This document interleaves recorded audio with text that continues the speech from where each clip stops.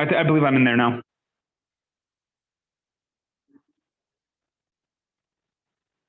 Okay, and will do. Yes. I just have to unmute and greet these guys. Okay. All right. Thank you. I will. Thank you. That's okay. They're not gonna. Hello. Hi, this is Becky. Jill Spicker about. This is Jackie Benefield's mother-in-law.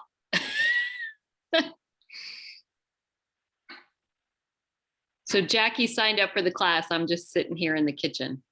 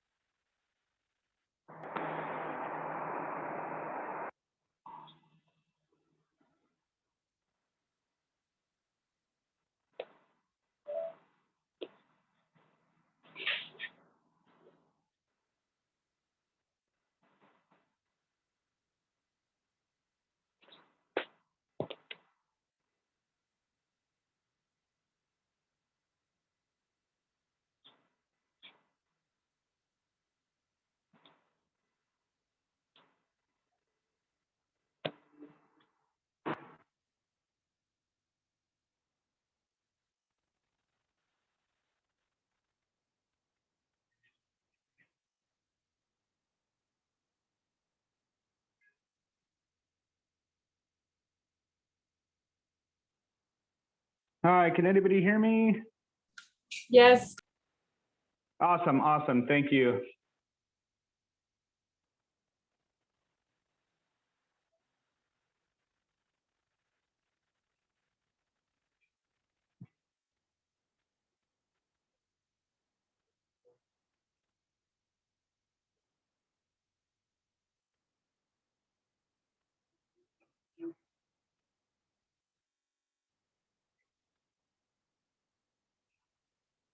So it looks like there's still a few people waiting to join. But I just wanted to go and check and see who I have here so far.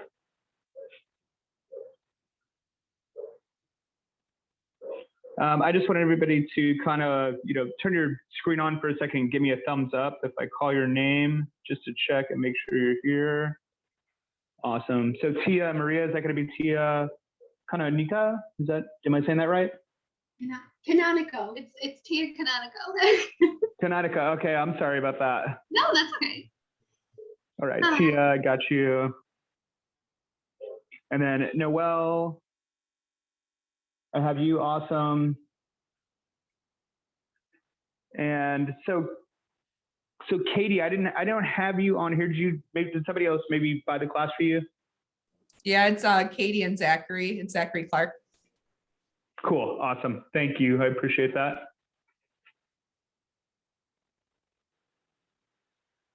So it looks like we're still waiting for a couple more people.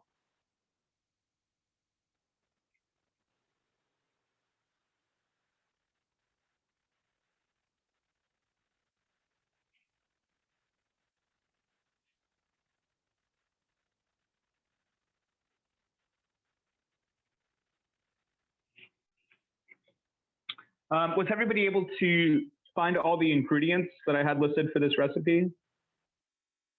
Awesome. Since everybody is doing this at home and in your kitchens, I encourage you guys to grab stuff out of your fridge that you might want to put in these. Any of these ingredients that we use, you feel free to eliminate or add more of any of these you like. I mean, you're going to be eating them, so you guys want to personalize them.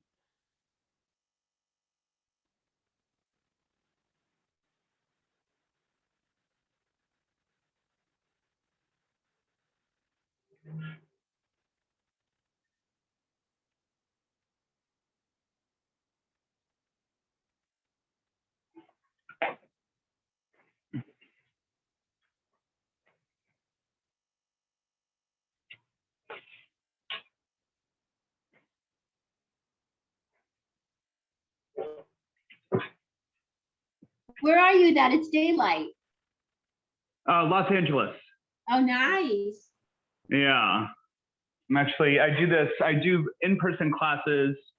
So I'm doing this Zoom class in this space where I do my in-person classes. I do them all in my garage here. Oh, wow, cool. Let me see, I can turn this around and show you.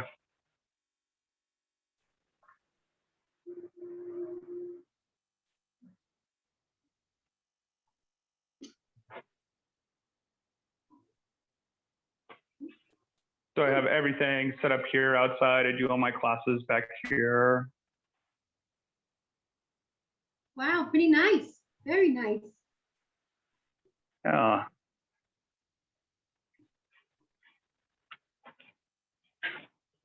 It's very good for these, for the COVID stuff. It's been a blessing to have this space back here. Yeah. Huh? Very nice.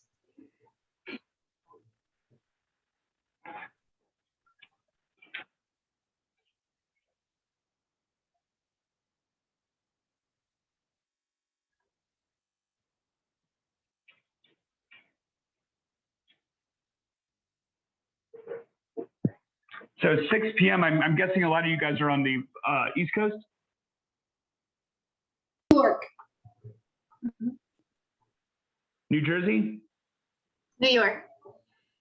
Oh, awesome. Okay. Long Island. We're on Long Island, New York. Oh, awesome. Ooh, so it's probably chilly It's your way freezing. right now. Freezing. I lived in Chicago for 13 years, so I know Okay. from cold weather. Absolutely. Actually, I've lived in LA for 3 years now, and it gets chilly here in the morning in the winter. Usually, by the time the sun comes out, it warms up. But it's pretty funny to see people like walking around with like parkas and stuff here in Los Angeles. I'm like, you don't need that. It's not that cold.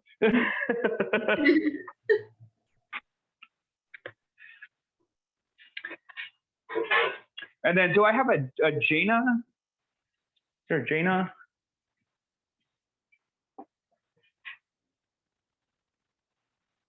No Jaina so far. So if some people don't join, we can probably get started soon, because my apologies for getting started late. I had the wrong Zoom info to sign in for this class to start it with. I was actually trying to get on this thing 35 minutes ago, and we were troubleshooting for the last 30 minutes to get this started. So Jacqueline, Jaina,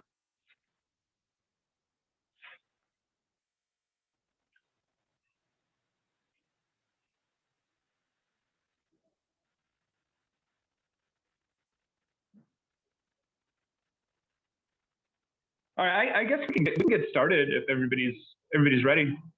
Get a thumbs up on that, because a lot of people are muted, so I can't.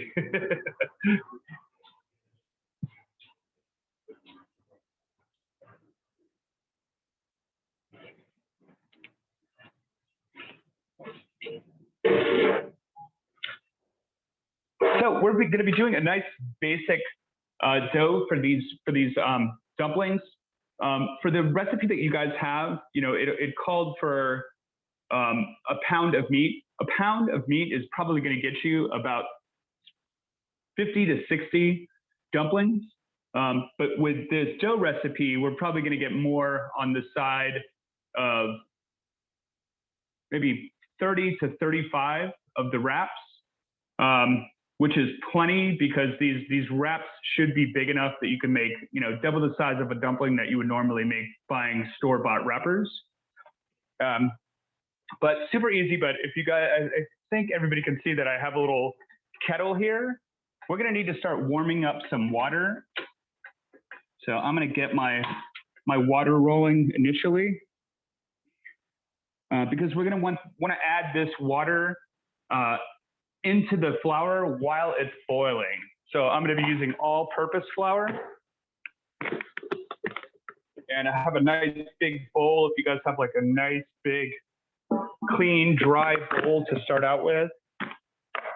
And we're gonna do 2 level cups of all-purpose. We can get that directly into the bowl. What I'll usually do, I'll get like a nice mound and then just kind of clear the rest off of my finger until it's nice and even. Once you get it even, just pour it directly into your bowl.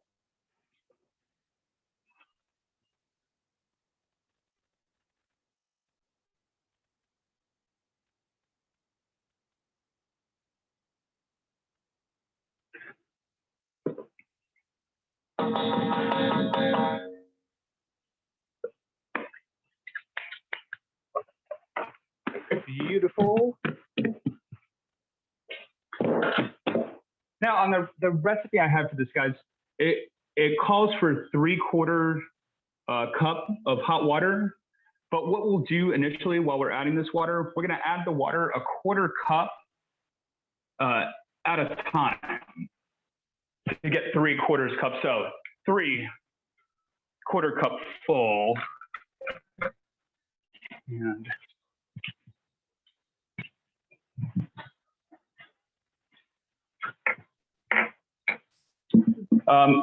salt, the salt ratio that I have, does anybody have a question? By hand, or can we use the KitchenAid? Pardon? Are you gonna mix it by hand, or can we use a mixer with the KitchenAid? You're welcome to use a KitchenAid, but really the mixing process isn't going to go too long. Most of the kneading that we're going to be doing by hand on the table. Okay. But you're welcome to start the initial mixing process in the mixing bowl, but I'm sorry, with the mixer, but it probably won't stay in there for too long.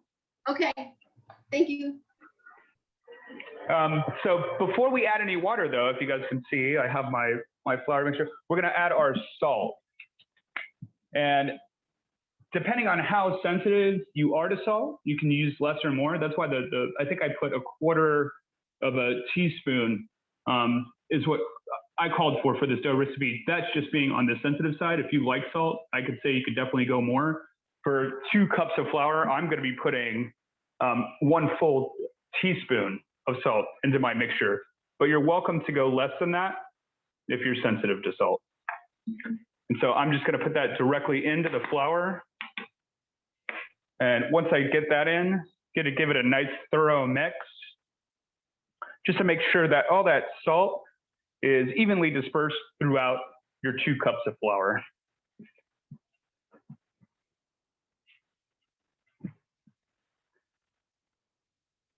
I kind of find the best way to get it nice and even is kind of fold that loose flour onto itself. So I just kind of pick it up and just fold it over.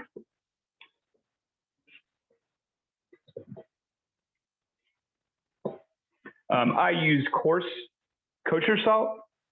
So I probably have to mix mine a little more than if you're just using really, finely granulated salt.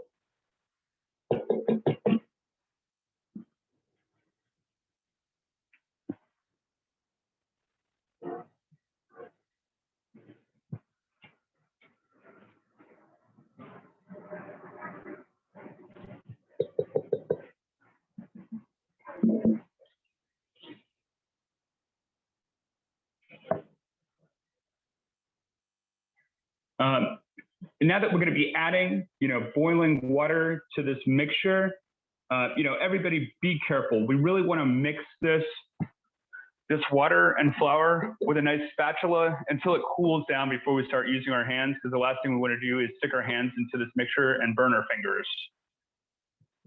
But what we'll do, since it's a 3/4 of a cup mixture, we'll do a 1/4 of a cup at a time, thoroughly mix that in, another 1/4 of a cup, mix that in, and then the last 1/4 cup.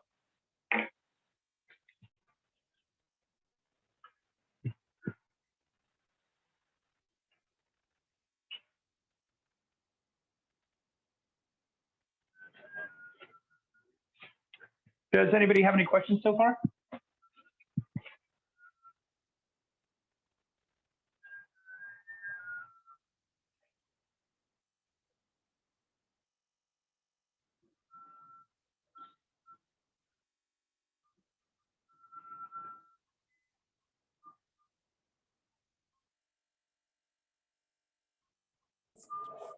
Hi. Hi. We just have a question. Should we, how long between like putting in the next 1/4 of water? Like if it seems like it's mixed in, is that, we're doing like a 1/4 at a time? Yeah, quarter at a time until it's like thoroughly mixed. And I'll show you as we go. Like I'll do 1 cup and then I'll show you, I'm sorry, I'll do 1/4 cup, show you what the mixture looks like, do the second one, show you what that mixture looks like. My water, I'm using butane gas because I'm using this little camping stove. So actually my water is about to start boiling now. It burns a little tiny bit hotter than natural gas you use on like your kitchen range or kitchen stove. Okay, perfect. Thank you. No problem.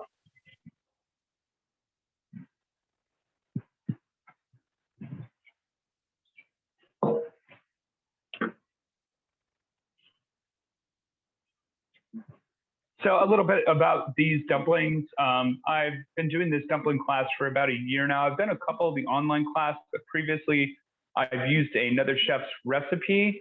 I tend to find dumplings to be very kind of boring and basic when you go out to eat them. Usually you're going to get them as an appetizer and you get dumplings, and usually the key ingredients are like scallion and soy sauce, sometimes sesame oil. As you can see, my water is really starting to roll here.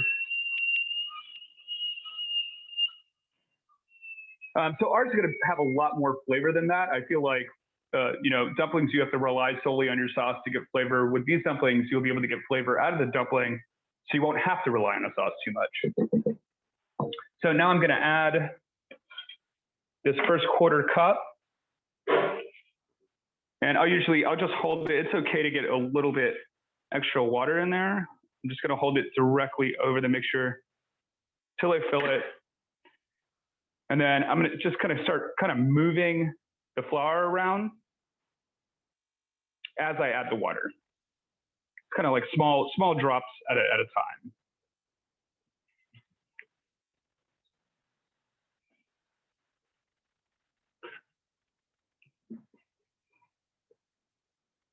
And once I get that full quarter cup in, the rest of the drips in there, I'm really going to get around and just try to push all that wet flour onto the dry flour. So a lot of that stuff will cake on the sides of your bowl. Try to get as much of that off as possible, because that's going to have a lot of the moisture that's going to kind of hold our dough together.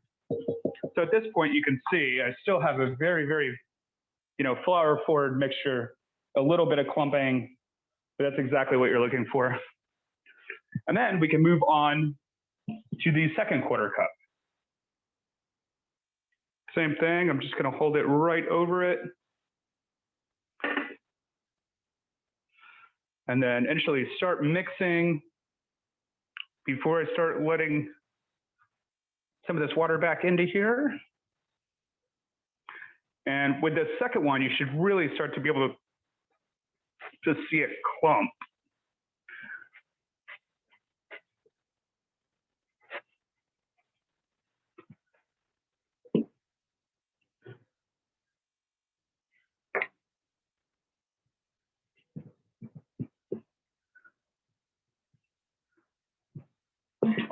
Same thing, really just pushing all this flour, get all this flour that's on the sides off of there.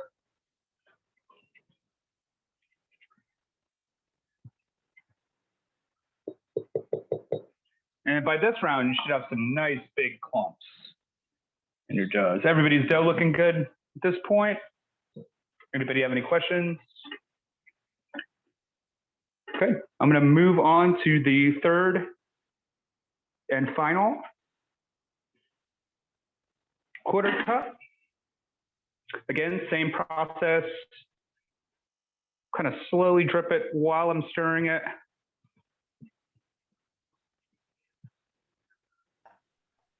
It's just a total of 3/4 cup, right? Yes. Yeah, once you get to that last quarter cup, the third quarter cup, that's gonna be enough water.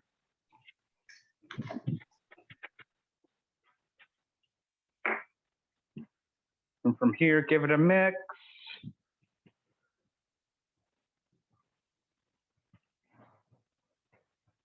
And it should be really clumpy at this point. And this is what you guys should have on your end, if you guys can see that. Nice big clumps in there. And here is where I'm gonna check if it's cool to the touch.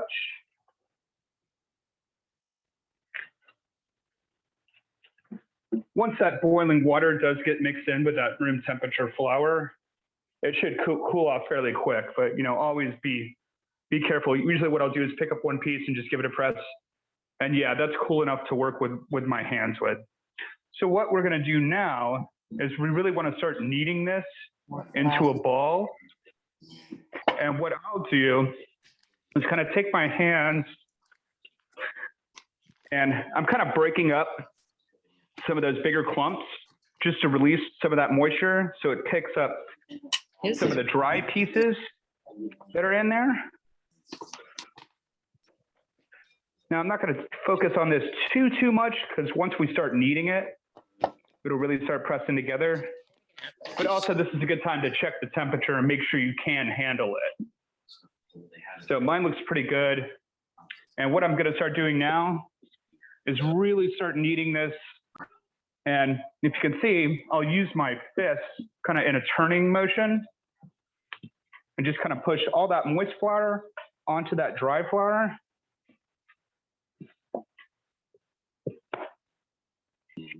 So I have a question. Why are we using hot water? Does it matter? What's the difference between using hot water and cold water? Hot water is just going to break it down. It's going to make it easier to knead than using cold water. You're welcome to use cold water. It's just going to add a little bit of time to the process. But you are welcome to use cold. Yes. Okay, thank you. No problem.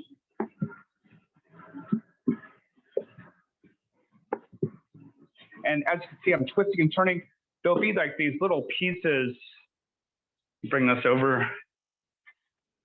You can see these kind of like smaller pieces. I'll usually try to pull those onto the bigger piece of dough. Now I'm going to take it out of here so you guys can get a better view.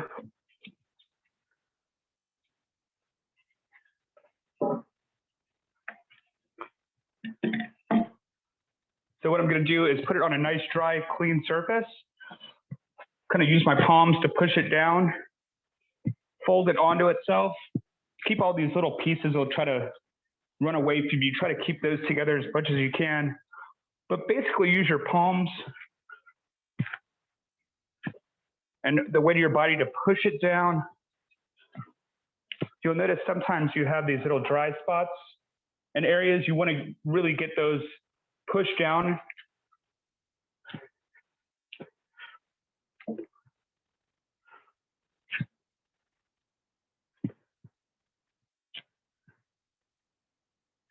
And once I see that most of this dough is not breaking off, most of this flour is nice and moist, it's going to be really easy to form it into a ball at this point.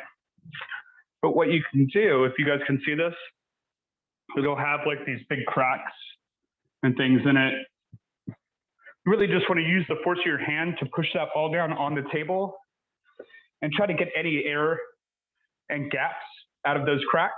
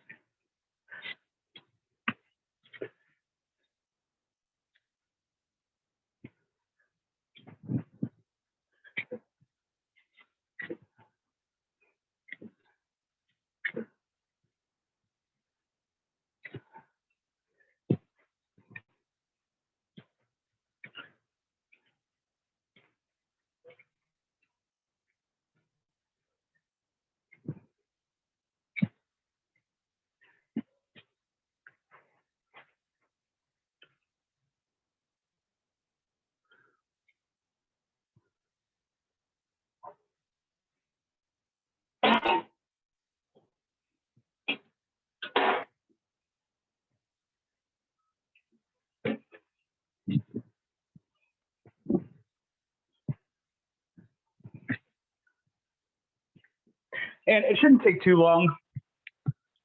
About a good 5 minutes is really all it needs. Because even if you do have some small gaps and cracks like mine does, once you let it rest, those will usually fill out on its own. And they'll also fill out because we will be kneading it again after we roll it out to make the dumpling wrappers.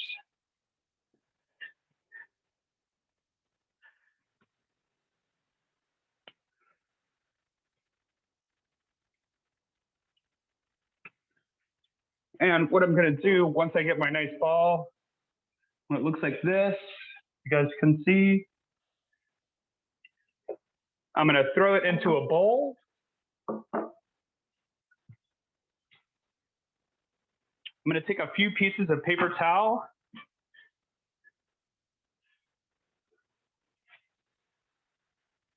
And I use about 3, and I fold it up big enough to place over the top of this ball. But what you'll do is you want to wet this first to keep it moist.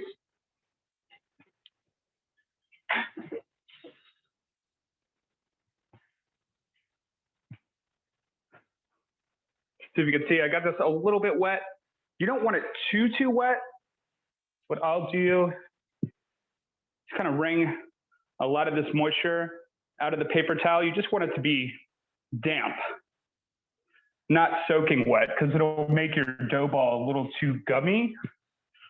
Once you get all that water pressed out and that damp cloth on top, tuck it in like so to your dough ball. And then if you guys have any saran wrap, we'll put a little saran wrap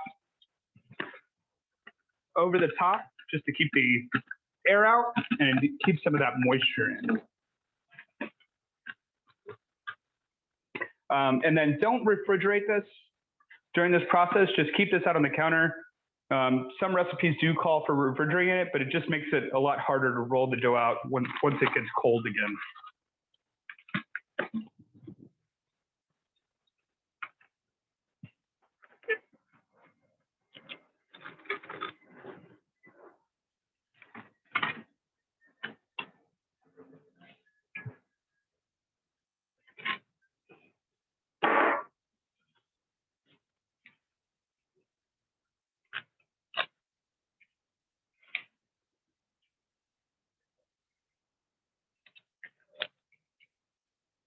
You want to get a nice tight wrap on this bowl.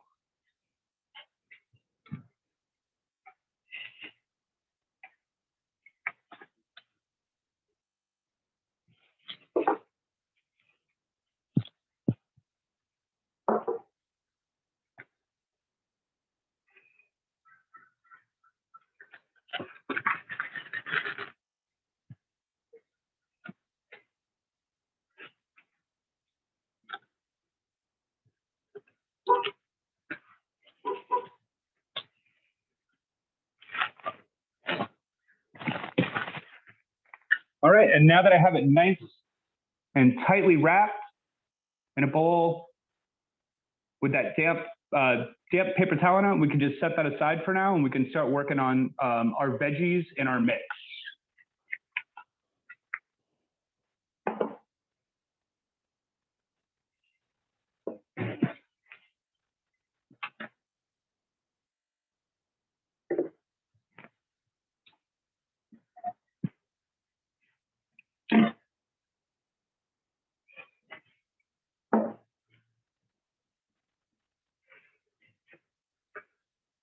Everybody's dough turn out okay? Or was everybody happy with the consistency of it? Good.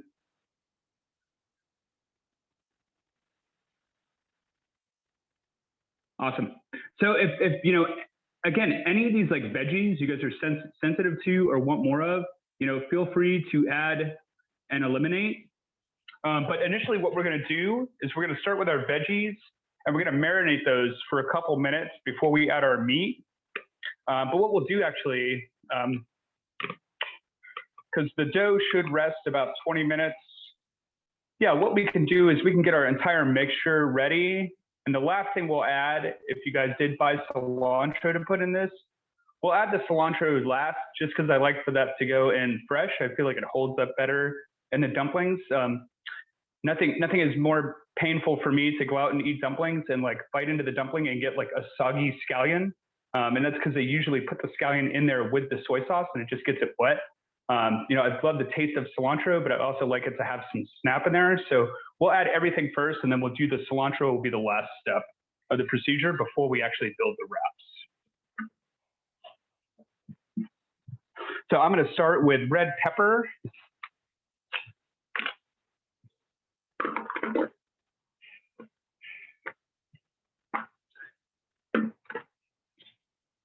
And so I've seen people, you know, cut a red pepper, cut the top off, or people will cut it off to the point where the stem is out and throw it away. If you cut it correctly, you can get this piece of the top. I mean, you don't have to throw that away. It's totally useful vegetable. And if you can see, I kind of have my spine and top on the inside. If you cut it like this, you can just grab onto the inside and pull all those seeds out without cutting it in half immediately and having like all those seeds spill onto your cutting board. It's just a cleaner way to cut your vegetable. Then get rid of that top. And then what I'll usually do is just use my hands to kind of pull some of the spine and seeds out before cutting it.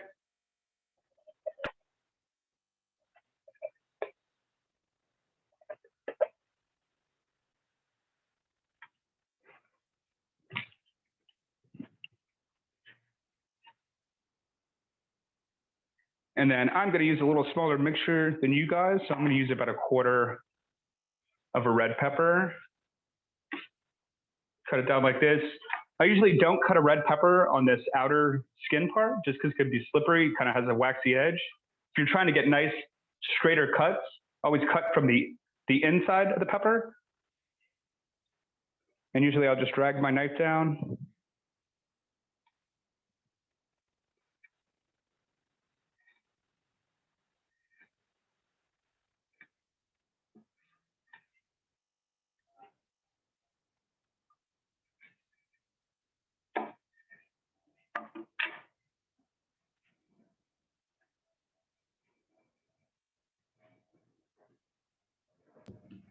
Can I ask a question? Sure. So when I saw roasted pepper, I thought like roasted red pepper in a jar. Can You that? can, oh, you can use, yeah, you can use that. Just make sure it's not too watery. You know how the roasted red pepper in a jar can have a lot of that, pickling solution in it. Right. Okay. You can use the red peppers. Just make sure you kind of like dry them with paper towels, so Okay. there's not too much liquid. But those will totally work. Those actually would be delicious. Okay. Great. So Okay. you made a very awesome uncalculated mistake. Loving that. And then so from here, I'm just gonna mince these into nice small pieces, and then once we get these minced, we can just add them right into the bowl.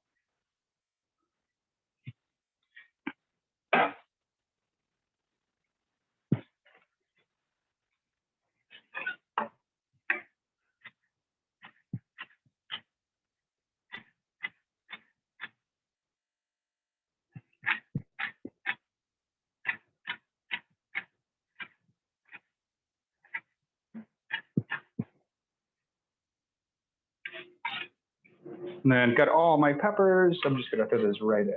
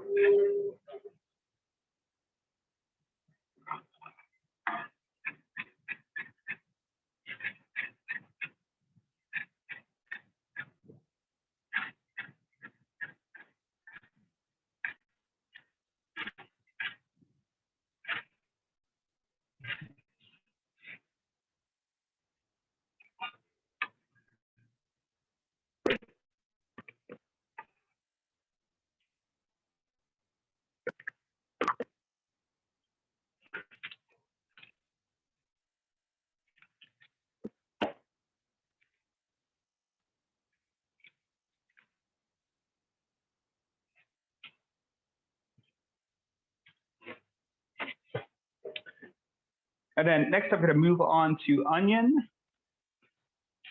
And again, I'm doing a little bit of a smaller portion, you guys, so I'm just gonna use a quarter.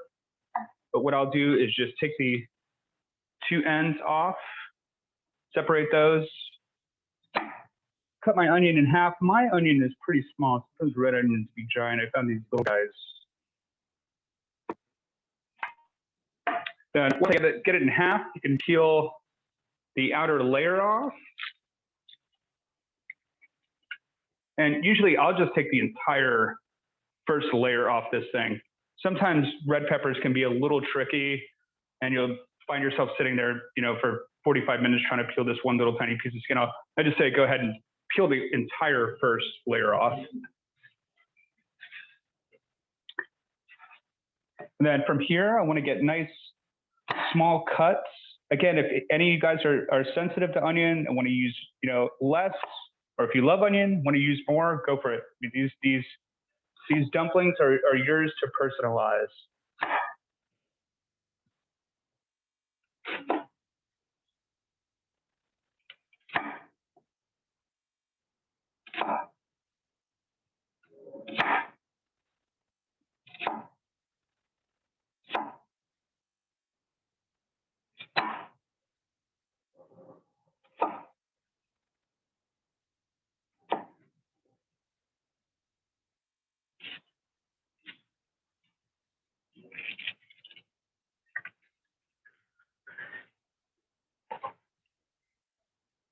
And now that I have it halved and sliced, I'm going to go and turn it the opposite direction and just give these a nice dice.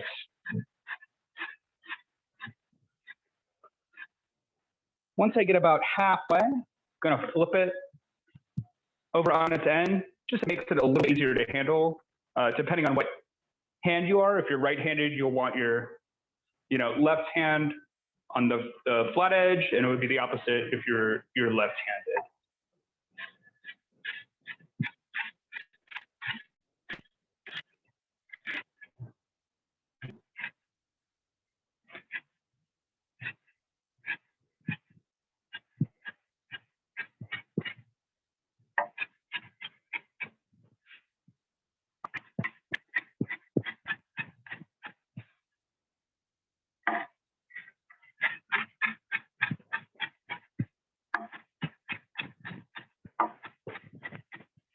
And you want to get your onions kind of fine. You really don't want too many big sharp edges in your veggies that are going to like pop through your dumpling wrapper. But since we're doing, I'm really not too worried about that since we're doing the dumplings from scratch, because we can make them a little thicker than dumpling wrappers you would buy at the store.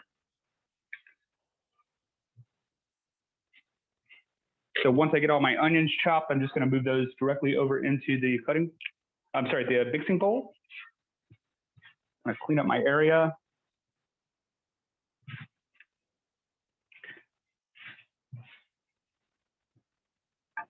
And I'll give you guys a second to finish up on those steps. And I will be back in 1 second.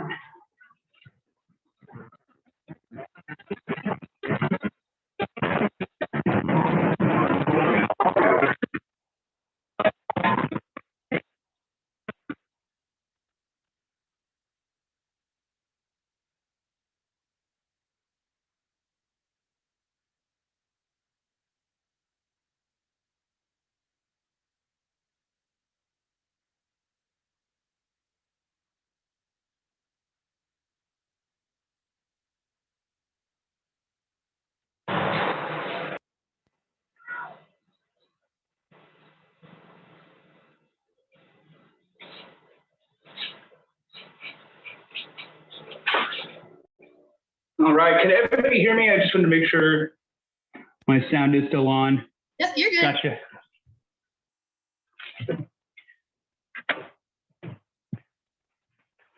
All right, next we will move on to the garlic. Now, usually I do about 1 or 2 cloves per batch. I just do that on the lighter side. If you guys love garlic, I would say do 3 to 4 cloves. It will be going into the dumplings raw. So it will, they will be kind of strong. So take that into mind. I'd say if you're more sensitive, do 2 cloves. If you love garlic, I'd say go up to 4. They will cook off a little bit during the steaming process, but they'll still be pretty strong.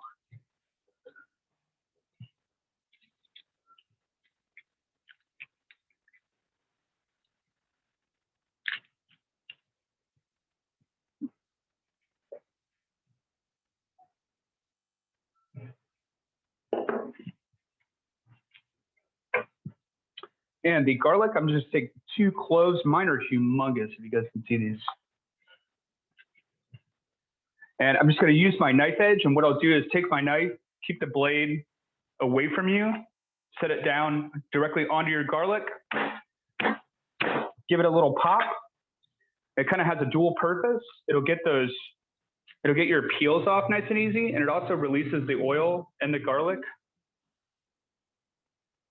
to give you more of that garlic flavor when you mince it.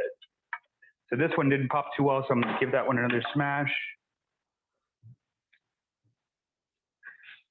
Peel it off.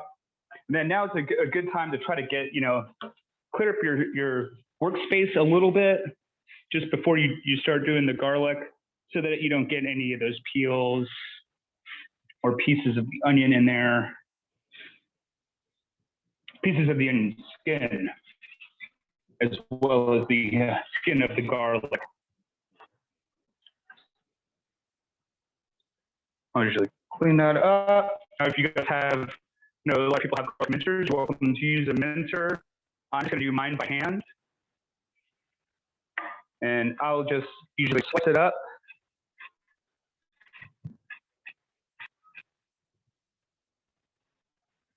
Till it's in a small, kind of neat little pile. And then from here, you can just really start to mince it up, get your hand out of the way.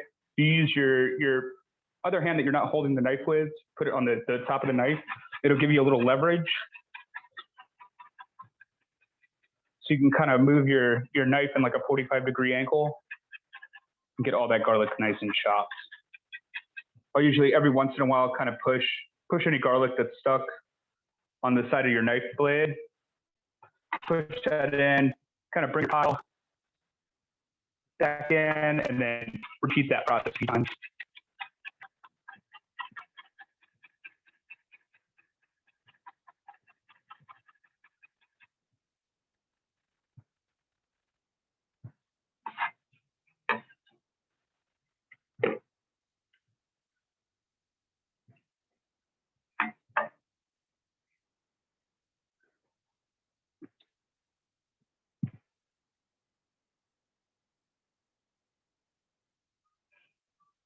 And then once we get the garlic in there, we can add our sauces.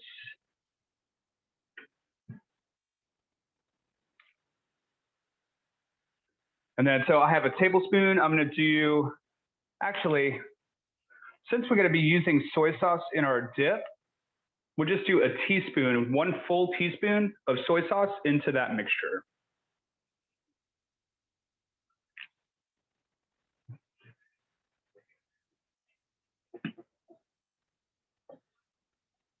And then I am a big fan of sesame oil. I don't know if you guys were able to find regular sesame oil or toasted sesame oil. Some like roasted sesame oils, they're going to come in smaller bottles. That's because they're a higher concentrate. So if you have regular sesame oil, I would say use a tablespoon. And if you have toasted sesame oil, use a teaspoon because it's going to be concentrated. It's going to be a lot stronger.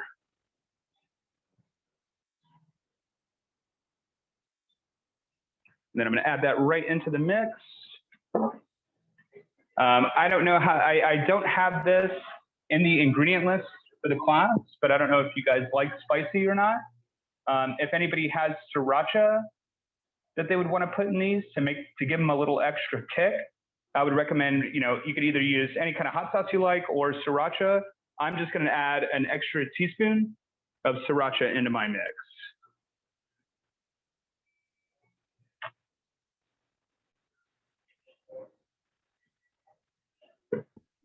Did you say a tablespoon of sauce? Did you? No?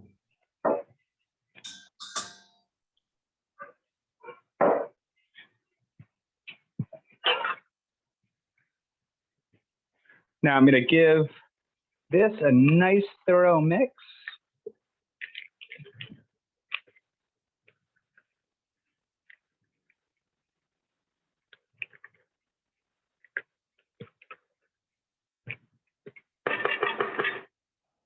As you can see, nice and thoroughly mixed. I'm going to give it a smell.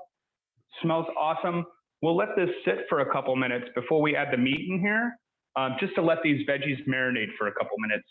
But what we can do while we're waiting to put the meat in, if you guys are using cilantro, we can kind of prep our cilantro now and put it aside to use later. If you guys can see how I have my cilantro, you guys buy cilantro at the store, you put it in a bag, you throw it in your refrigerator, and 2 days later, it's kind of slimy and gross. The best way to keep your cilantro for longer is when you buy it, take it out, rinse it, take the little twist tie off of it, clean it well. Usually after I clean it and rinse it, I'll dry it off a little bit with paper towels, and then I just put it in some clean water. And if you just set this in your fridge, it'll last you from anywhere up from a week to 2 weeks as opposed to 2 days with it just sitting in a bag. And so I'm going to take a nice big chunk because I like cilantro a lot. I'm going to use a big chunk. Little known about cilantro, usually you'll buy cilantro and you pick all these leaves off and throw away the stems. Most of the flavor you're going to get out of cilantro is actually in the stems. So I recommend anybody that has their cilantro out, just take a little piece of the stem off and give it a taste. That actually has more cilantro flavor than the leaves do. And what I'll do is I'll usually ball it up a little bit because I want to keep those stems in there. Those stems are going to add like a really nice crunch to our dumplings. So usually I'll fold it up similar to what people do with basil. So I have it in like a nice little tight bunch like this. And then I'm just going to mince it up.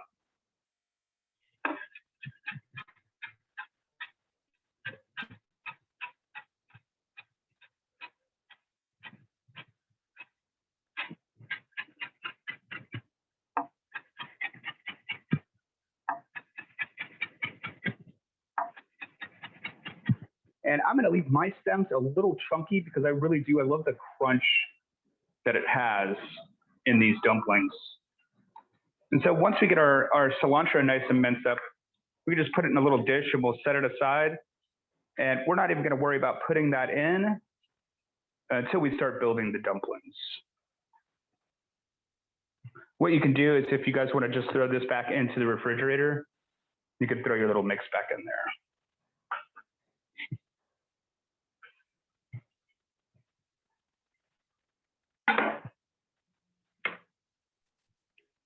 If we have chili oil, should And we again, add I'm that? just going to clean off my little workstation here. Excuse me?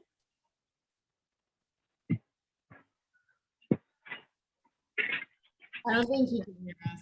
Oh, no. I don't know why. Did anyone else have chili oil? And did you I add it think you could already? have put that in place of the sriracha. Yeah, I added it. Awesome. Okay, cool. Thank you. Did you mention rice vinegar or anything?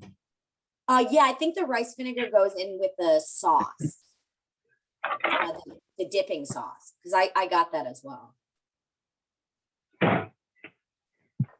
And so now we can add the meat to our mixture. Was everybody able to find ground pork, or is anybody substituting any kind of protein out besides pork? We found, what was it, pork chops? What was it? We found pork loin, we just grounded it up. Is Okay. that Well, okay? you can add the entire thing. We definitely will have some of this mixture left over, but you can freeze this mixture for up to a month and use it again, or it'll last probably about 3 or 4 days in your fridge if you plan on making dumplings again. I just like to use this big portion for the recipe because I've done a couple of these online classes where there's been like, a bunch of people at the house waiting to eat these things. So I try to make sure that you guys get enough mix to make it worth your while for going out and shopping for the class. And again, I'm doing a little bit smaller, so I'm going to use about half. Okay, yes. And I like using lean Can you hear us? as opposed to anything too fatty. You can hear us. But whatever you guys were able to find will totally work.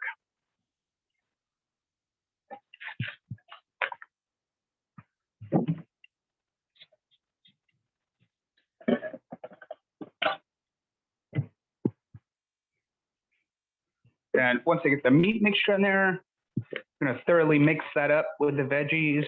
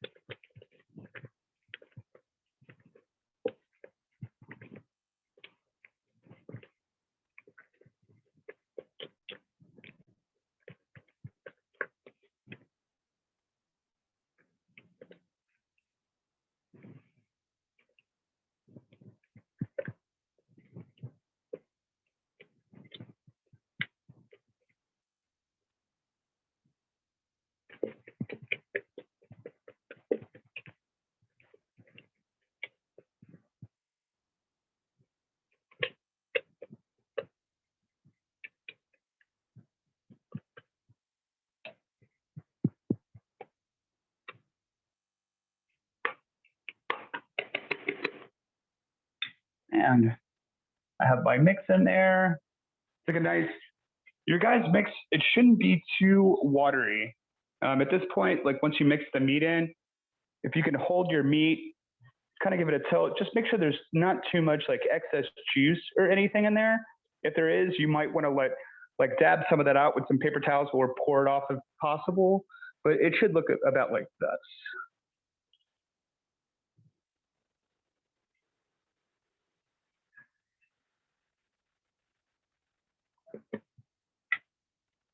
Does anybody have any questions so far? Doing good. Awesome. So this mixture, we can put this away for a little bit. We can just throw this, if you guys want to throw these in the fridge for now, and we'll start working on our dough, and then we'll pull this back out in a little bit. I have a cooler over here, so I'm putting everything in my cooler.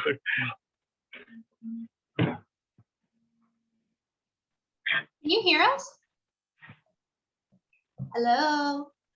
Can you hear us? Can anyone hear us? Yes?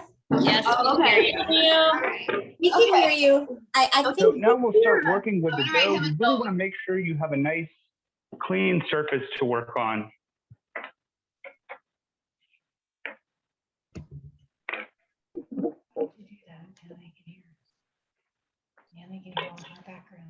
There's questions out here. I don't know if you can hear them.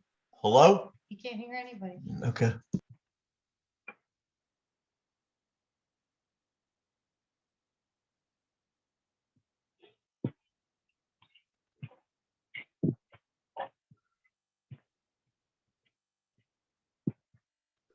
Did we just? No, No. He's Oh, right there. sorry. I thought we lost him. What's the question? So use a wet towel to clean this off. And then immediately after you use a wet towel, try to use a couple paper towels just to get any of that excess moisture up that might be left on your countertop. Get this nice and dry.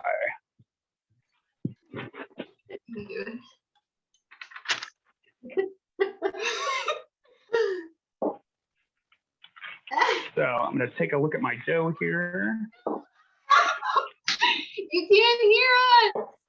I just want to make sure I'm not moving too fast. Is everybody doing okay? Does anybody have any questions? Yes. Look. You can't hear us.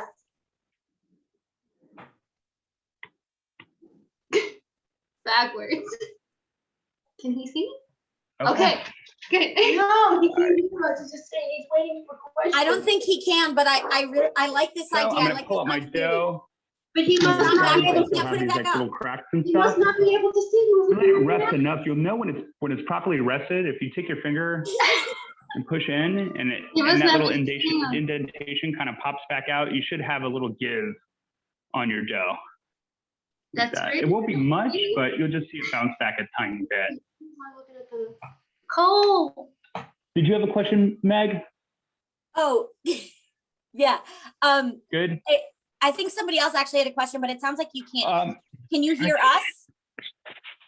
Yay, go I can't Meg. hear. Are you muted? No, you can't hear any Let of me us. see. I'm not muted.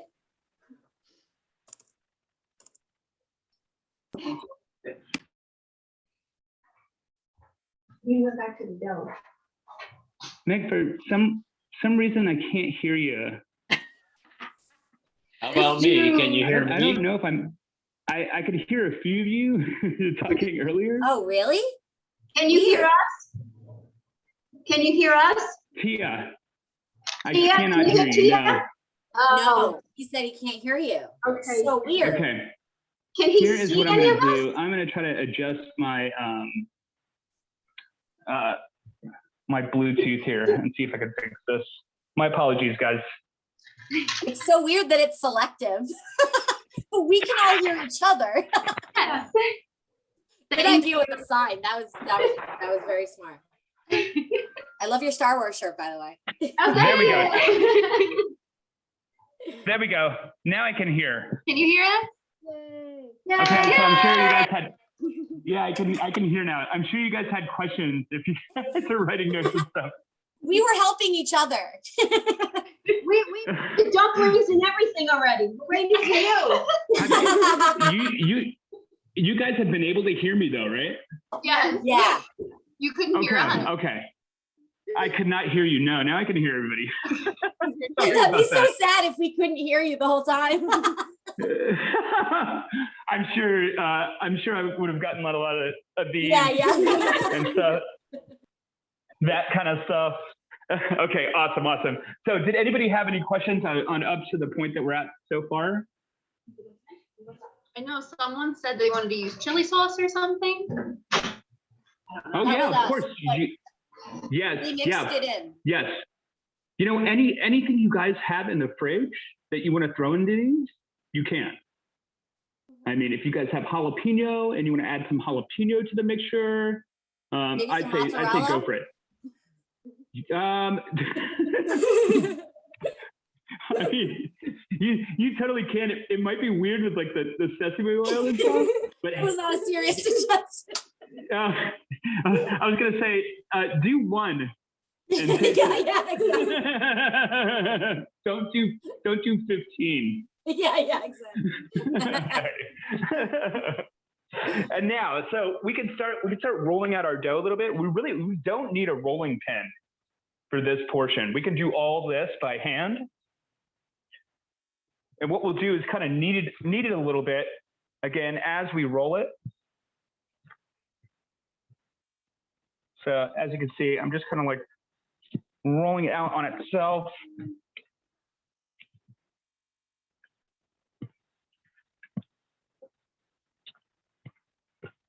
What I'm going to do is fold this thing in half. Just kind of rework it a little bit.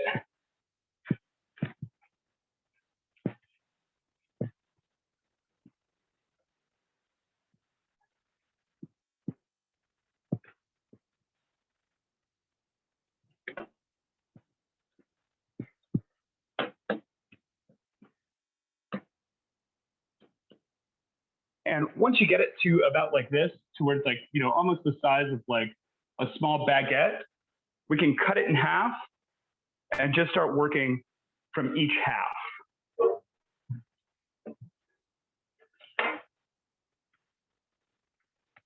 And so what I'm going to do is take the half and make this guy into a little ball again.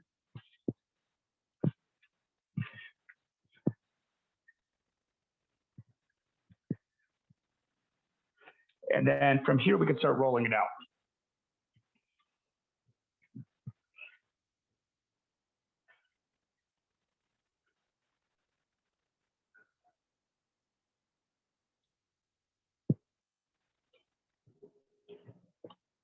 Try to make sure you guys are getting it even as possible. I feel like I can't hear you guys again. Is everybody on mute? No, yes, Laura, can you hear us? Okay, good. I was just double checking. I think we're all just muted. Okay.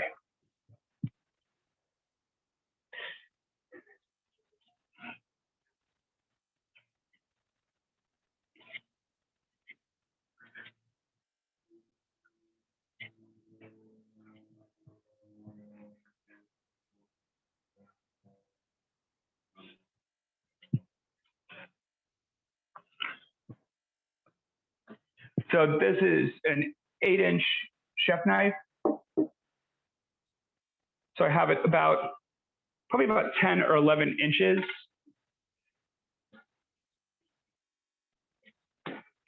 Is the perfect length.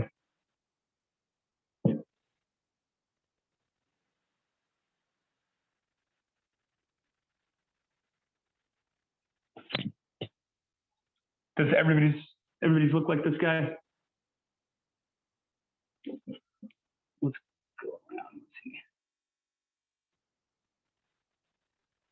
Any tips on like if it's like just a little too thick to get it to like be longer and thinner? Longer and thinner. Just keep repeating this process, pushing on it, rolling it, and it will thin out and it will expand outwards.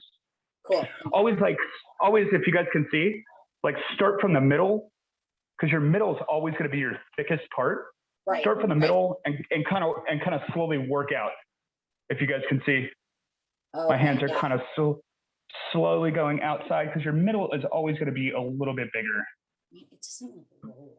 You know? Do you want me to switch with it? Yeah. It's hard to hold.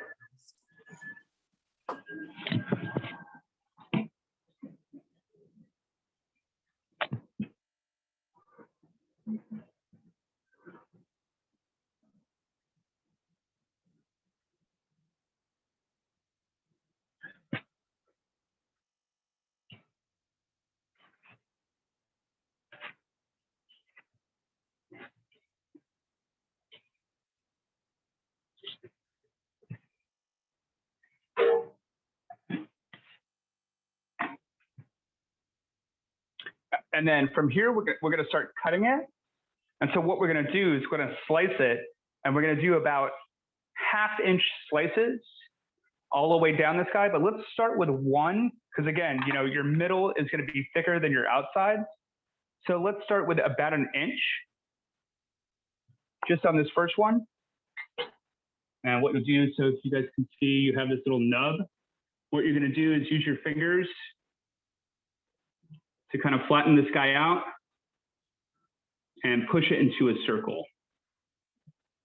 And usually what I'll do is I'll start from the edges because you don't want your middles to be too thin, but it's okay if the edges are too thin. I really push on these guys around the edges.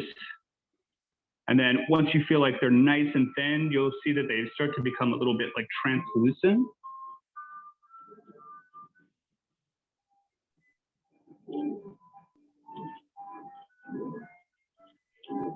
It's like breaking. It's tearing too much, then just do it gently if it's ripping too much. I like really haven't touched it a whole ton. Like my dough in general is very dry.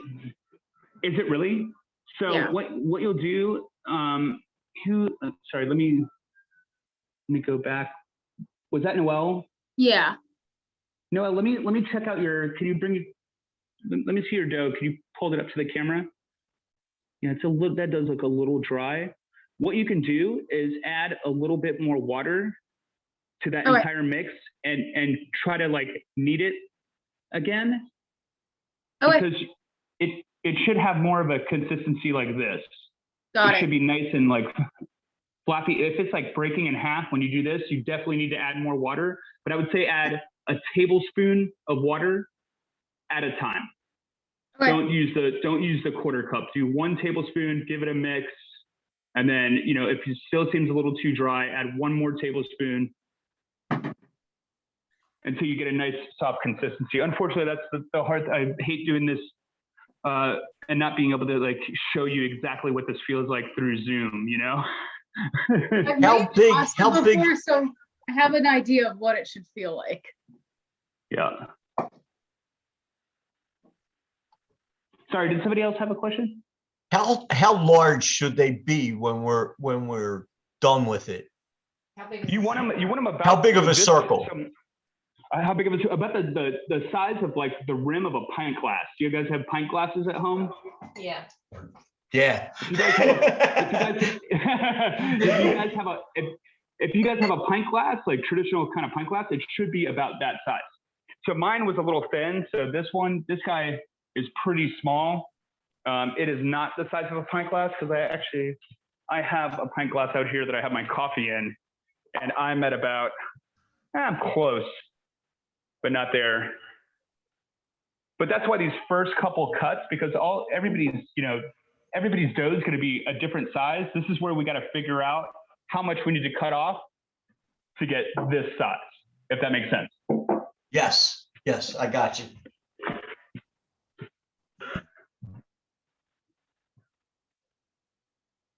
So mine was a little small, so now I'm going to move to about 3/4 of an inch to my next one to see how big this one turns out. And again, when I start it, I always start on these edges. You start on the edges and then work your way in, but don't make sure it doesn't get too thin in the middle. If it's too thin in the middle, they're just going to tear once we start making the wraps, making the dumplings.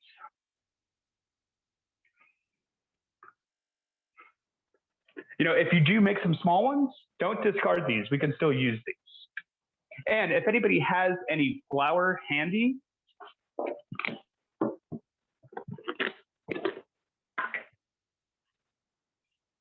after you get your dumpling wrapper, the size that you want it, sprinkle a little tiny bit of flour on it. And just set it aside because we'll make a little stack of them, but this flour just prevents the other ones from sticking to it.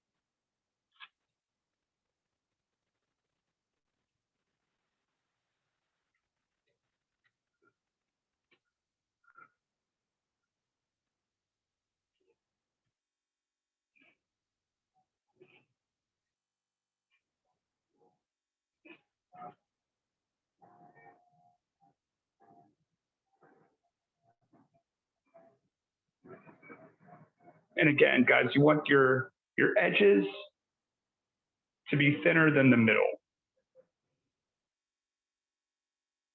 And so this is my second one, and it is exactly the size of a pint, the top of a pint glass.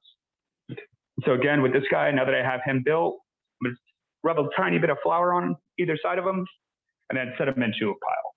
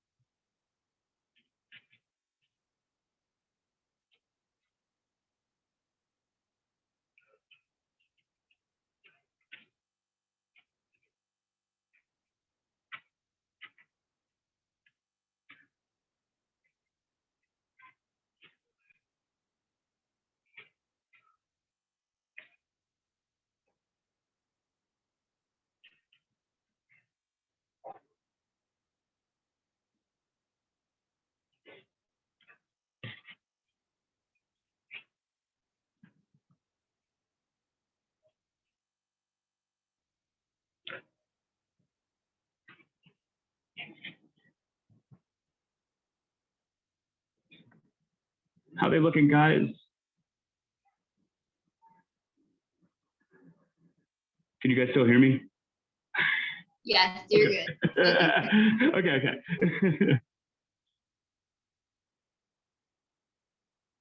So what we'll do, since we're a little bit crunched for time, we'll start with, let's get like 6 nice wraps per person going, and then we'll fill those, cook those off, and then after we get off the Zoom, you guys can build and fill the rest if that's okay.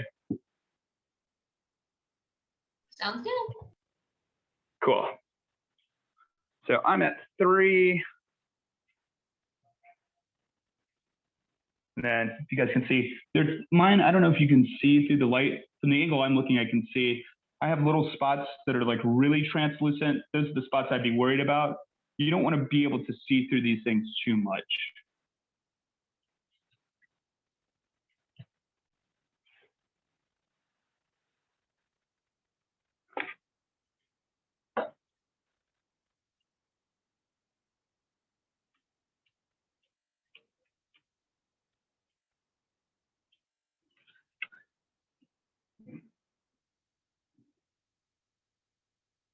And then Noelle, how is yours turning out?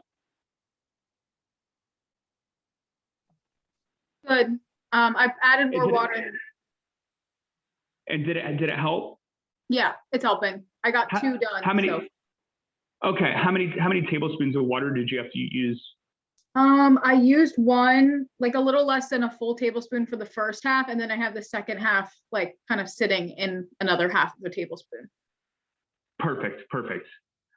Just make sure if it's sitting in that tablespoon of water, just make sure you move it around a little bit. Let some of that dough like sop up the water. Don't just like leave it like too much in a puddle, or else you'll have one half of your dough super wet and the other half is still dry.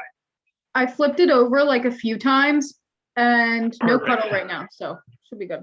Okay, awesome. That's perfect. Well, it's sun's starting to go down here a little bit.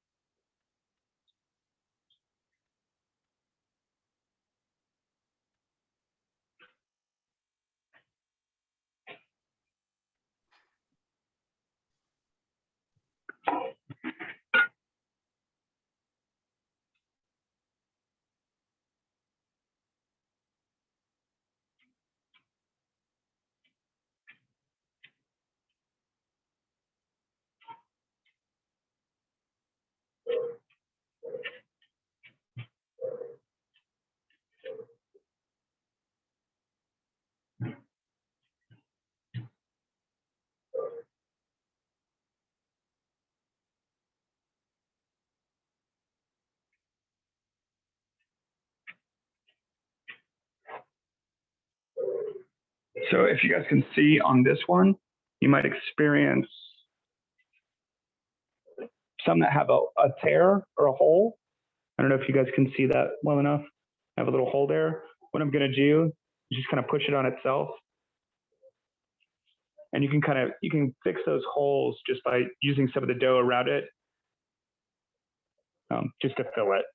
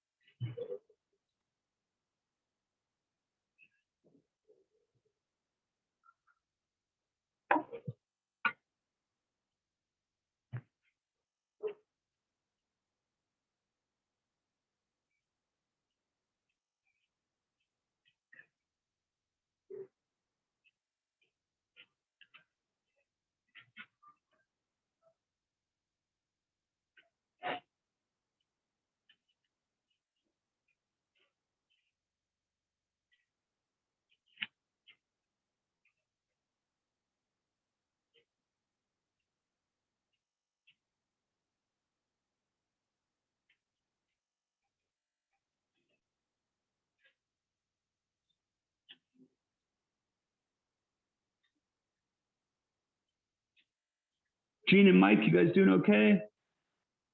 Awesome, awesome. Everybody good?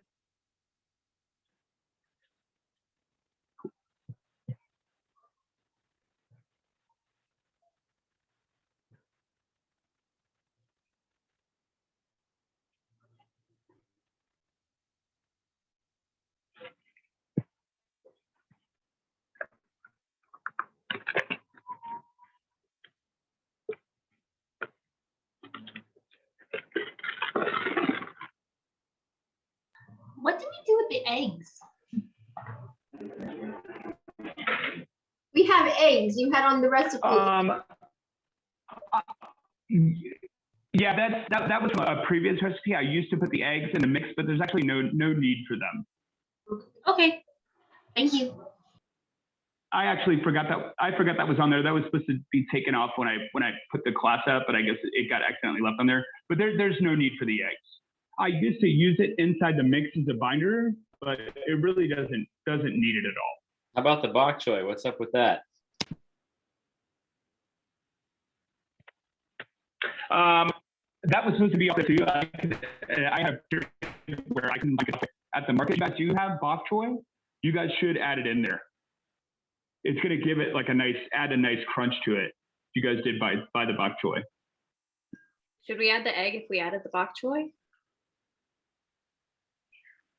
You really don't need the egg. You're welcome to, but that's probably going to prolong the cooking time.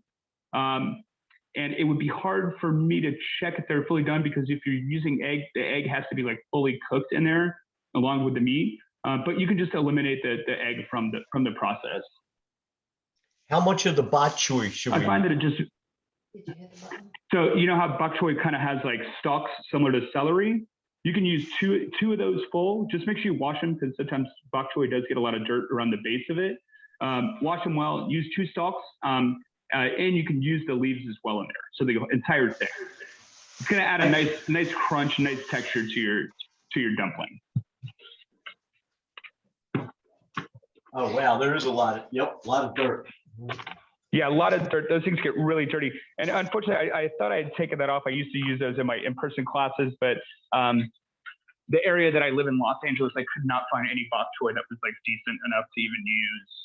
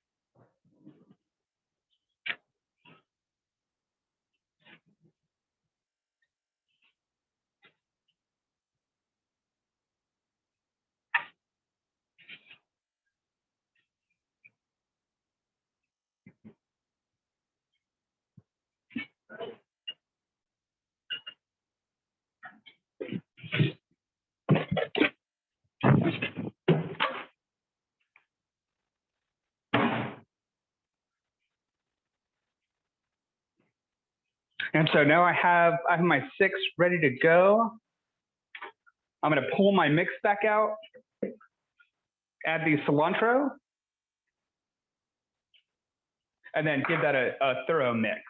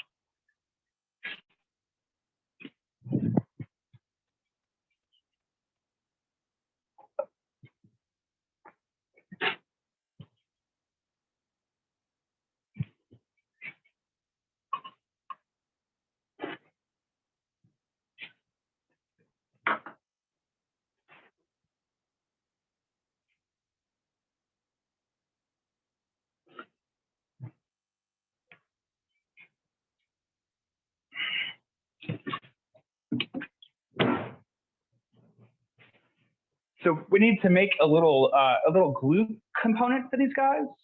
So if you guys have little dishes or small cups, you can use even like a shot glass would work. We'll take a little cup, and if you guys can use tap water too. Just put a little water in a dish because that's going to be the glue for our dumplings.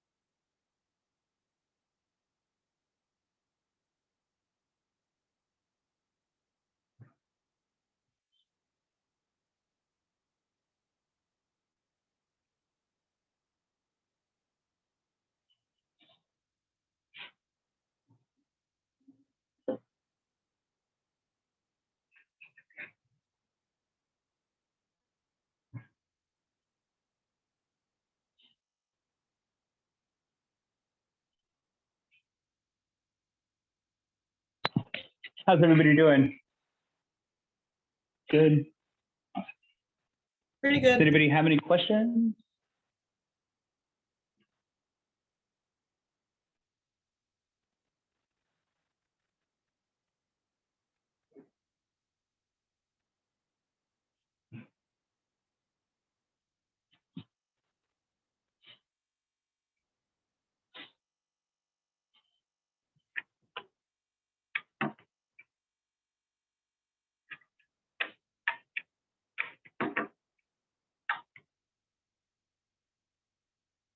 All right.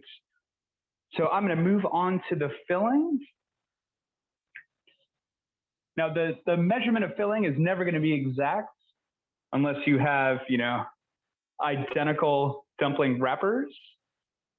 Usually, I'd say start with about a tablespoon, but it really just depends on how big your dumpling wrapper is.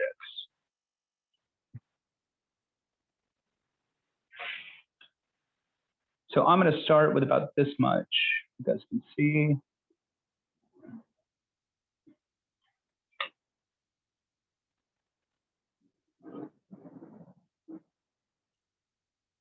About a tablespoon. I have a nice area around here. You don't want your dumpling mix too close to the edges because we are going to be sealing these all the way around. And so once I get my mixture in there, I'll take a little bit of this water mixture, and I'm not using very much. I'm just using like tiny, tiny drips, basically just putting enough water around the edge to make some of that flour disappear. You don't want it too wet, or else it can make your dumpling wrapper become really, really gummy. You just want enough water around the edge to make that flour disappear and to make sure that we can get a nice seal on this guy. So you can see a small amount of water. What I'm going to do, I like to keep a towel handy or a paper towel handy because we will be using our fingers in this mix. If you guys can see, I kind of have like a little taco shape here. And what I'm going to do is start pinching just right around these edges. And I'm not really focusing on sealing it too much. I'm just focusing on pinching a little bit to see how far around I'm going to get this wrapper. And as I'm going, I'm kind of using my other finger to push the filling inside a little bit. Make sure you try to keep your fingers clean when you're doing this process. And as I get it pushed in, keep going around the sides, around. And then once I see that it's all completely in there, then I can finally do that last pinch. And then once you get that done, you can go around the side of the entire thing and really make sure this guy's closed. Usually there'll be a little seam. You want that seam to disappear when you pinch it shut.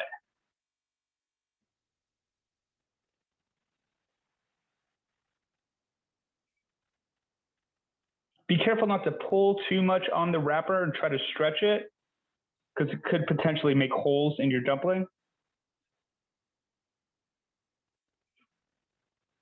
But once you get it like this, it'll be sort of a little half moon shape. Has these kind of legs on it. What we're going to do is just use the cutting board to push it down and get a nice flat bottom, because we're going to be doing these gyoza style, so we'll be getting them nice and crispy on the bottom before we steam them.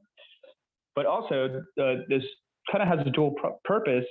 Is when you push this little belly down, sometimes little ends will pop open. This is where you can see if you have any holes along your sides.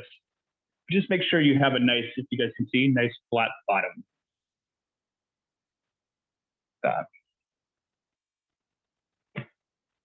And then from there, just move on to the next.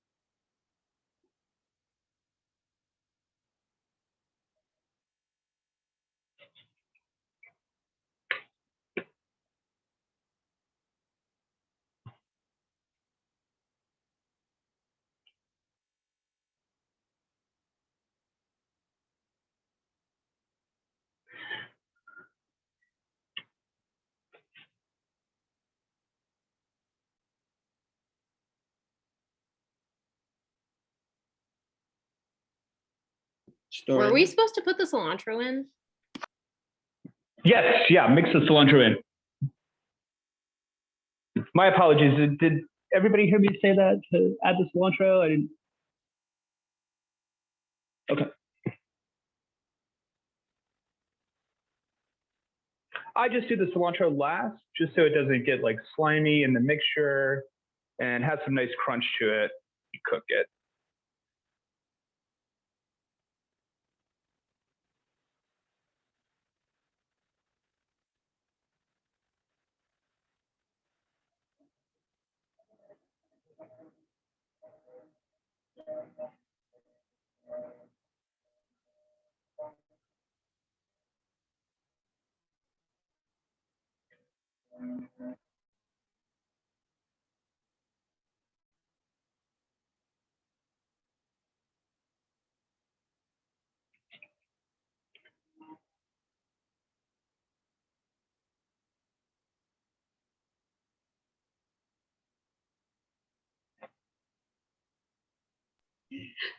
Does anybody watch Hey Arnold or know what Hey Arnold is? Because like this is giving me Hey Arnold head.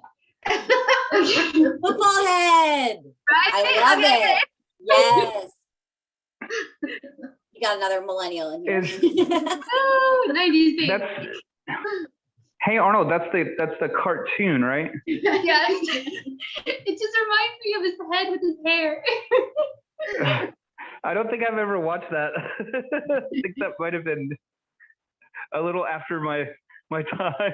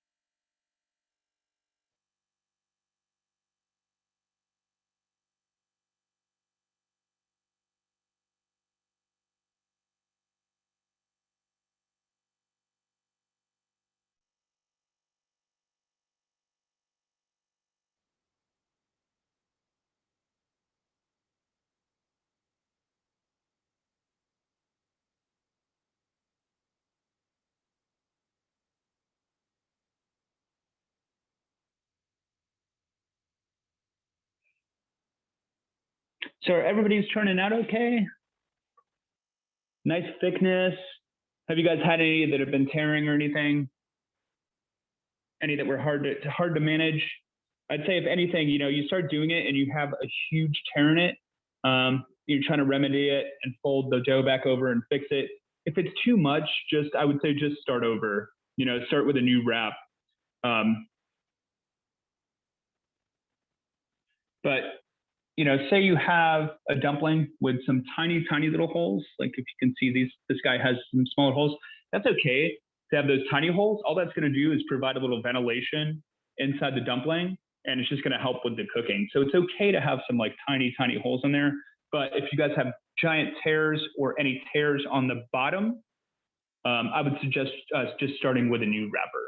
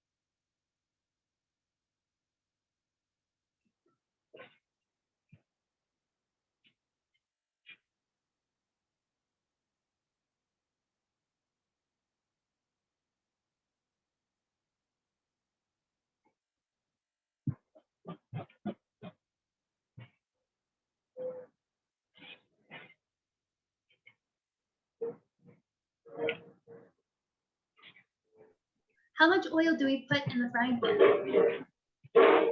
So for oil, I would start with, it really depends on if you guys are using nonstick or not, but you really don't need much. Let me turn my camera around here.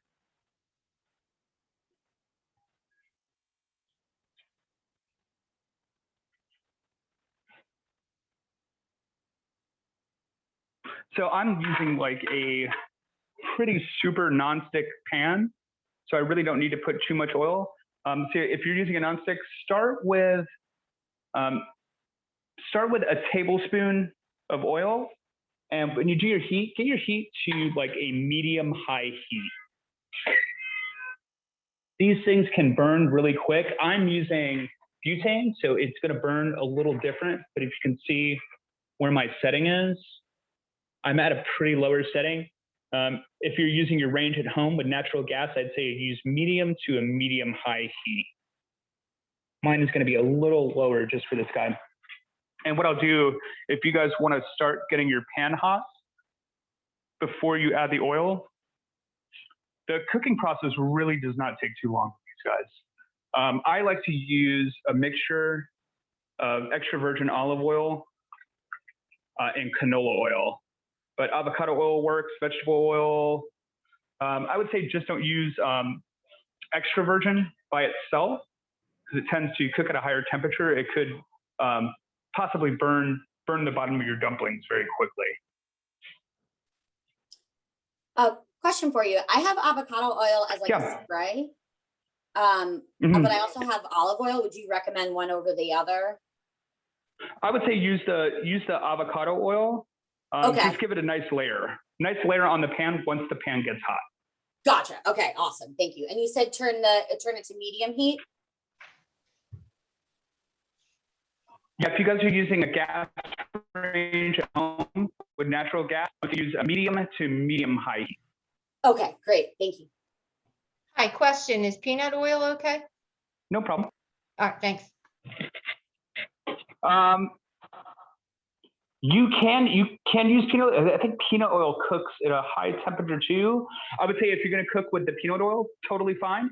Just do your range at a little lower temperature. So maybe medium low as opposed to medium high.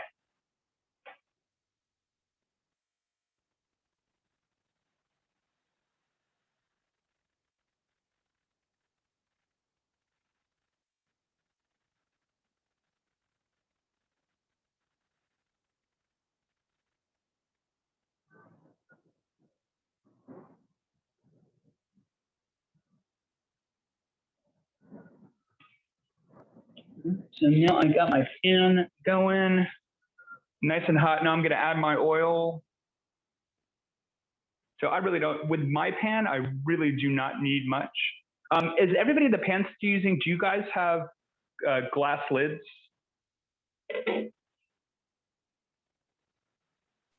I do. I would say preferably use.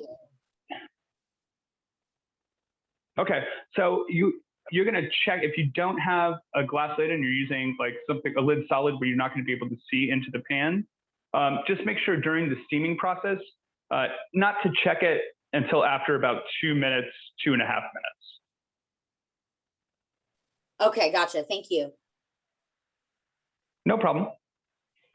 So I got my oil in there. I can tell my oil is nice and hot. I can see it shimmering. What I'm going to do is start adding the dumplings. So you want to add these to the pan fairly quickly because you have to imagine the first dumpling that you add is going to start cooking, before that last dumpling gets in. So try to get them in at a pretty good pace. And what you're going to do is set them in the pan, get some of that oil on the bottom, onto the bottom of the dumpling. Usually I'll just rub it around if you guys can see. And I'll just kind of carry that dumpling because my oil kind of bunches on the side. So I'm gonna carry that dumpling through the oil. Again, move it around.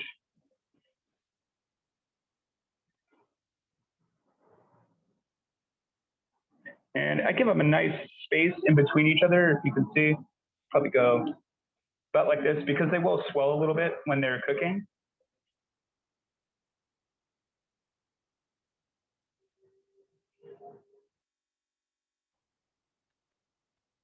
And then as soon as I get my last dumpling in, that's when I'm going to check the first one just to see the color. And as you can see, I get a little color on there, but I can go a little more than that.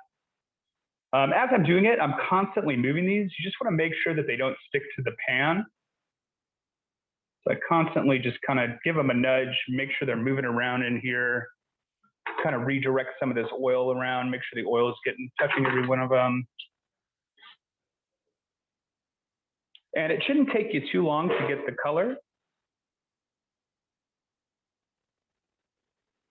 So usually I wait about a minute, minute and a half. I'm gonna check this first one that I put in. See, that one's looking great. That's about the color you're looking for. Check the second one, that was good. Check the third, that one's great. You don't want to get too much color on them during this process, just because, see, this one is getting a lot of color. Actually move my pan a little bit. And then this guy. So now that I have that nice golden brown color, we're going to be ready to steam. And if you guys have either a 1/4 cup or a 1/3 cup handy, like this guy, what I'll usually do is I will fill this first. Grab my water. So I'm just going to fill this with water. Then I want to keep my lid handy. What I'm going to do is place it over here. Let's see if I can set this down. Make sure you guys can see this. So I have my lid over. I'm going to take my water, put it inside, keeping this lid over the top because there is oil in here, so it will splash. What you do is just turn it. Once you get the water in there, drop your lid.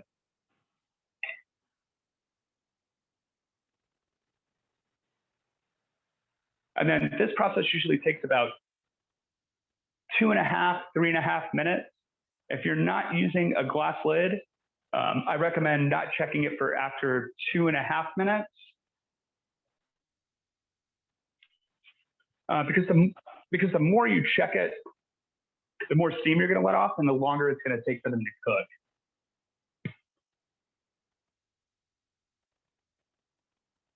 And so I can really see my water going. You can see it's starting to bead. That's a good sign. You always want to make sure there is water in there. Make sure it all doesn't evaporate off. I'll usually kind of redirect the water around using the pan. Just kind of make sure the water gets all around in there.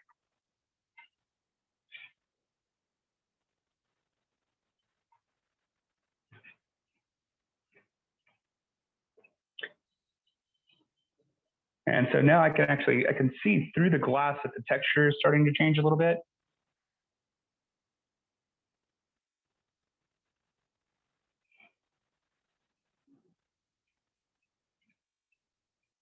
And then something else I like to look for is these teardrops. If you guys can see that the water is starting to run down the top of the lid, that's a good sign. That means a lot of that is evaporating off. And you'll actually, if you're looking through the glass lid, you can start to see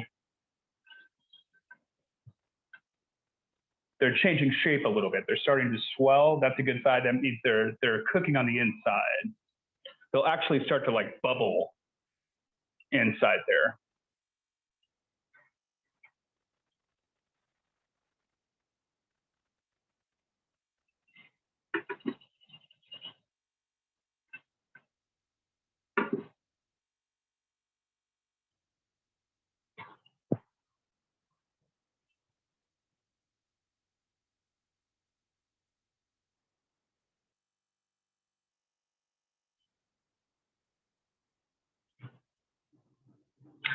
So it's been about 2.5 minutes now. I'm gonna give this guy a check. And these are great. Actually, I got a little too much color on the bottom of these guys.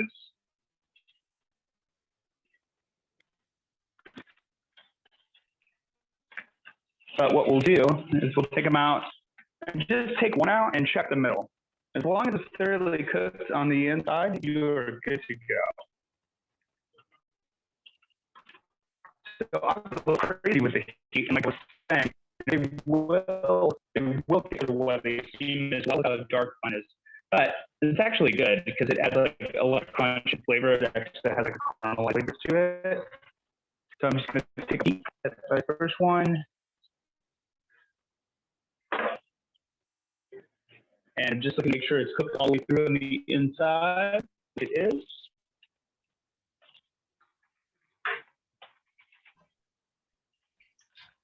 Question?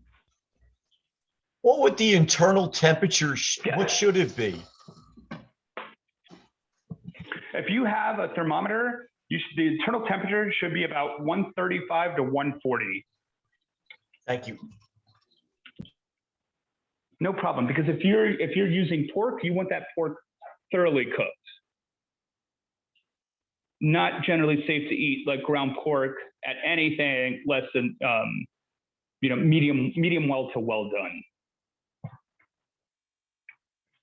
And then as far as sauces goes, these are kind of free form too. I love using rice vinegar as a base because there is soy actually inside of our dumplings. I don't go too crazy on the soy, but I will do a little bit of rice vinegar, a little bit of soy sauce, and I like spicy, so I'm gonna add a little sriracha to mine.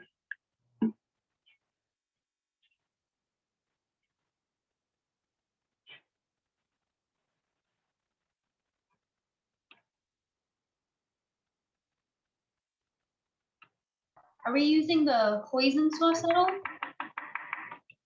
Yeah, so the sauces are basically, it's what you like and what you don't like. I put hoisin on there if you're looking for something more of a sweet alternative. But you know, the sauces are basically to your liking.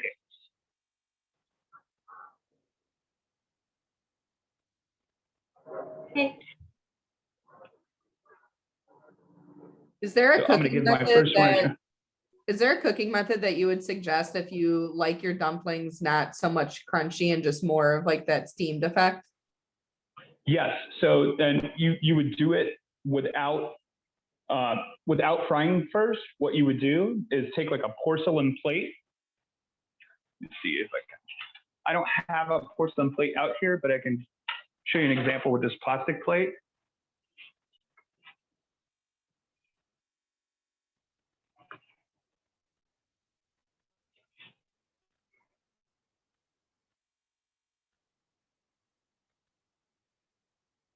So what you would do, you have your pan. Sorry, I'm kind of freezing up here for a second.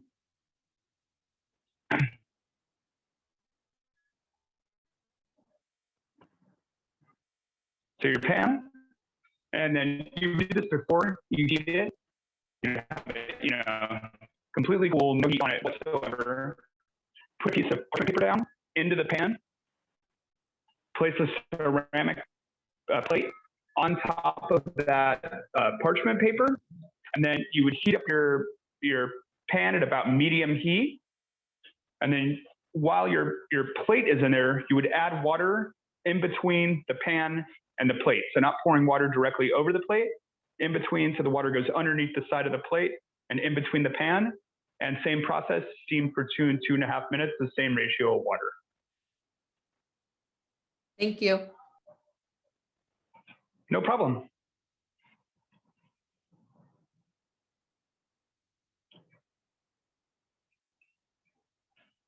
Sorry, I didn't realize you guys probably hear me chewing.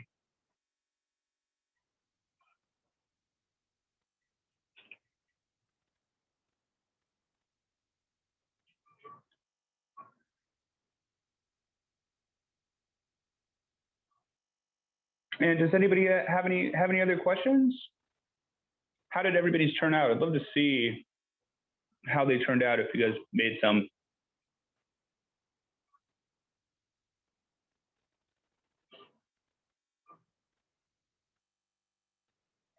Okay, so we never had hoisin sauce before. Do you just eat that straight or do you mix it with stuff? Sure. I mean, it's personal preference. So whatever you like. I would say taste any sauces that you're unfamiliar with before using them. But I just put those in the ingredient list for sauces, just as a suggestion, not really anything set in stone. Hoisin sauce is going to be sweet. So I would say taste a little bit before you add it to any other sauce. But hoisin does go well with soy sauce and sriracha.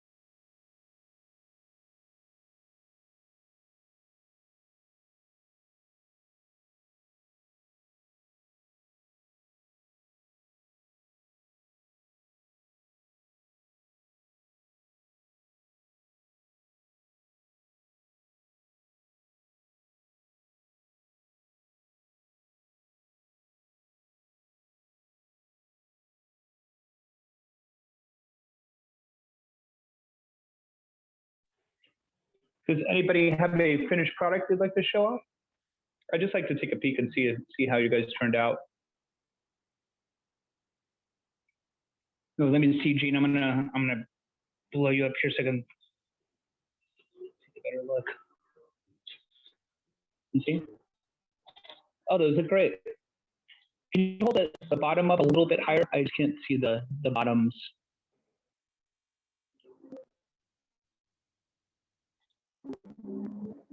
Beautiful. Those are great. Awesome. Did you guys? Oh, that looks awesome. Nice and caramelized. Were you guys able to cut one open just to make sure the internal temperature was good? I think you're muted, Mike. That's the next step. Okay.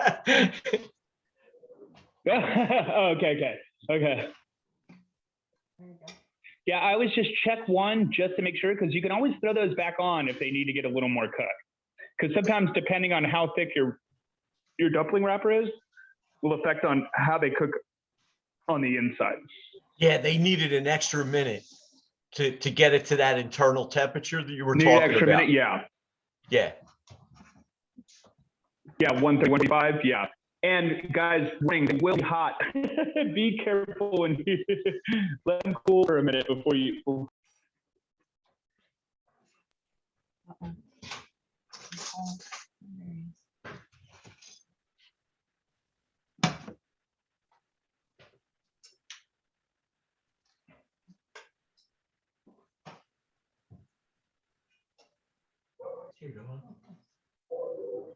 Tia and Mary, how did they turn out? Good? Awesome. Are you sure there's not 200? I thought I grabbed two.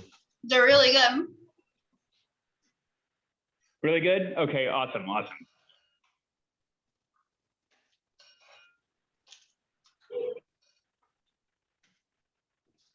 So good.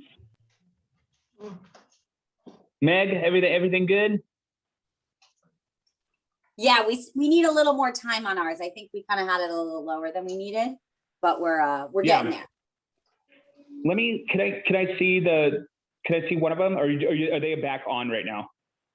We took one off, and the other ones are still on there. But hold on, let me see. Oh my God. I would say if you feel like that first one wasn't thoroughly cooked, add an additional minute and a half of steaming. Same amount of water, 3/4 cup to 2/3 cup, and then do it for an additional minute and a half, and they should be good. Awesome. So my only issue with the steaming is that I have like a lid that doesn't quite fit the pan. It's like a little smaller than the pan. So Yeah. it's like very close to them. You know what you can do? Do you have aluminum foil? Yep. Yeah. So what you can do is take that lid and, wrap a thick layer of aluminum foil around the side of that lid. Okay.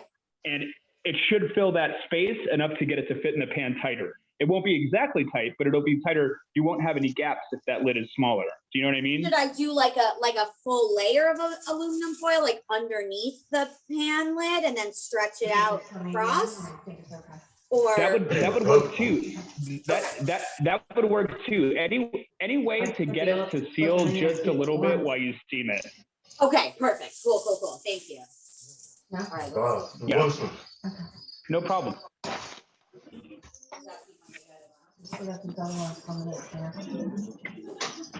Do you have extra filling? Can you like keep the filling in the fridge for a day? Oh, yeah. If you guys feel like you're gonna build dumplings again in the next couple days, Yeah. I would say it's good in the refrigerator for about 2 to 3 days, Okay. or you can freeze it. You can freeze it for up to like 3 weeks. Oh, cool. I would say if you're gonna freeze it and you're gonna use it, pull it out of the freezer and put it into the refrigerator about 48 hours before you're gonna cook again with it. Okay, good to know. Thank you. No problem.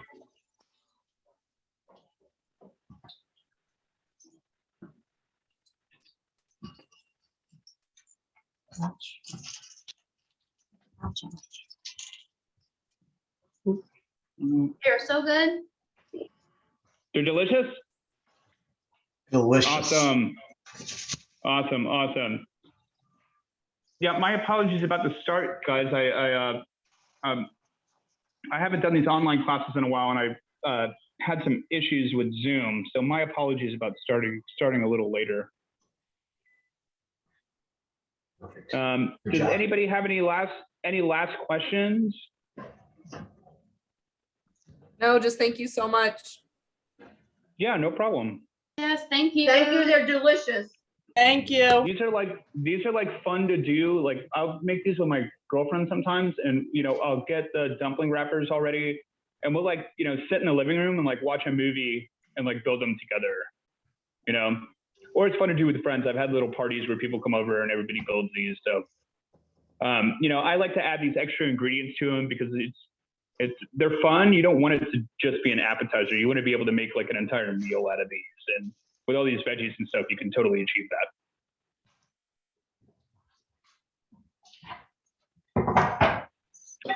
And then guys, you have all the information. You guys have the recipe and everything. You have my contact info. If you guys want to shoot me a text, if you guys are doing these in a couple months and forget a step, never hesitate to reach out. I can always walk you guys through it.